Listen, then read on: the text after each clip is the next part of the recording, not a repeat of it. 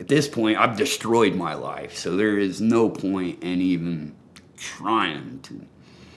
And then you get out and you think, at first, I'm going to do the right thing. I'm going to get a job. But then you keep hearing no, no, because that one little box on the application, are you a felon? Yes. Well, if so, what kind of felony? I'm a drug felon.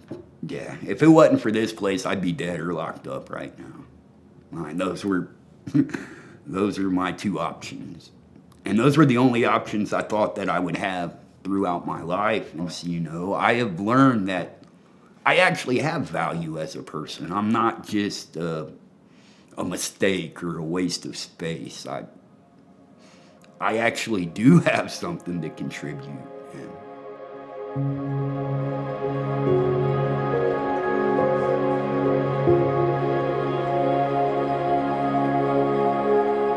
I was a hard kid, real hyper, and so when I was about 10, sent me to a psychiatrist, and they put me on Ritalin.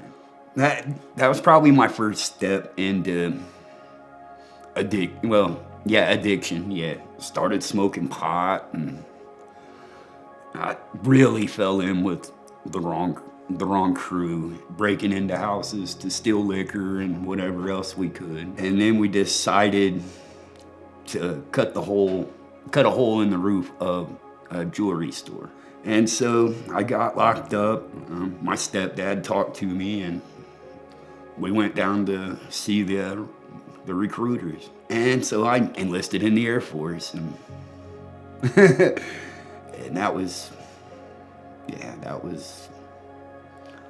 the best and worst thing that ever happened. I have no real excuse for why I started getting high over there.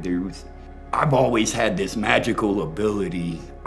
You could put me in a room with 100 people, and I could find the worst ones, and that's exactly where you will find me. I took all that ugliness with me, which I thought I was leaving it behind, and I thought, hey, cool, I'll learn discipline, and yeah, all I became good at was hiding it better. And then you come back, and you're absolutely fearless, because you feel like at that point, what can you do to me? I will say one good thing came from it is I met my wife, and we had our son, and he's doing great. He's already surpassed me in every way, shape, and form, and he's only 22.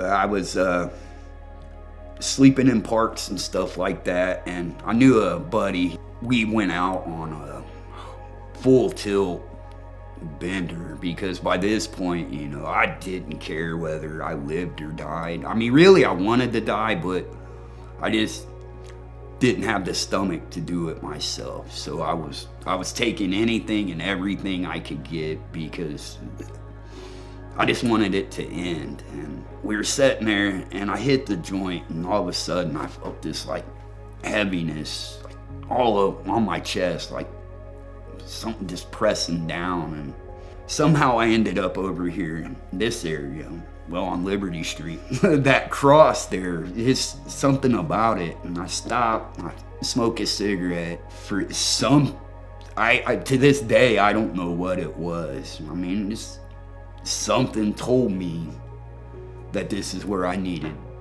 to be. And so it's taken me about a year now.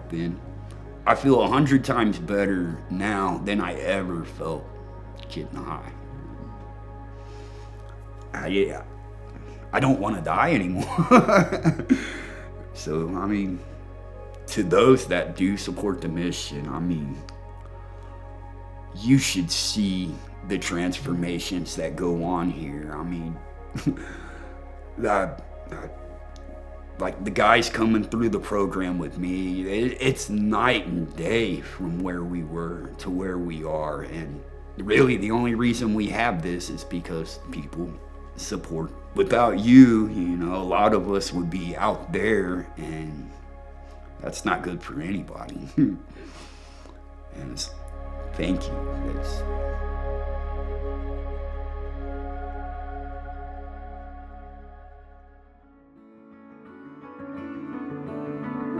At Muncie Mission, we've had the honor of walking alongside people in their most difficult moments for 95 years. People like Mike, who came to us in crises and found hope. His story is one of thousands. Stories of transformation, resilience, and renewed purpose. On February 21st, we invite you to join us for Walk a Mile in My Shoes, a powerful community event where we come together and raise awareness and support for people experiencing homelessness and hardship. Your involvement makes a very real difference. So I'm asking you to join us today in building a team, walking with us, raising funds. Every step that you take allows us to continue to provide critical services and life-changing support to men, women, and families.